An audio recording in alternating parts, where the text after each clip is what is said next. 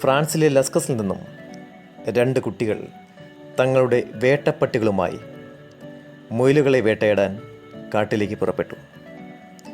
കുറ്റിക്കാടിലും മാളങ്ങളിലും അവർ മുയലുകളെ അന്വേഷിക്കുന്നതിനിടയിൽ തങ്ങളുടെ വേട്ടപ്പട്ടികളെ കാണാതായി. അവർ ഭയചകിതരായി. തങ്ങളുടെ വേട്ടപ്പട്ടികൾ അന്വേഷിച്ച് അവർ ചെന്നെത്തിയത് ഒരു ഗുഹാമുഖത്തേക്കായിരുന്നു. അവർ ഗുഹയ്ക്കുള്ളിലേക്ക് കയറി. അവിടെ മനോഹരമായ ചുവർ ചിത്രങ്ങൾ അവർ കണ്ടു. കാളയുടെയും പോത്തിൻ്റെയും മാനുകളുടെയും ഒക്കെ തന്നെ ചിത്രങ്ങളാണ് അവിടെ വരയ്ക്കപ്പെട്ടിരുന്നത്. ആരാണ് ഈ ചിത്രങ്ങൾ വരച്ചത്? എത്ര മനോഹരമായ ചിത്രങ്ങൾ! പിന്നീട് ലോക ചരിത്രത്തിൽ തന്നെ മാറ്റിമറിക്കുന്ന ഒരു കണ്ടെത്തലായി ഇത് മാറി.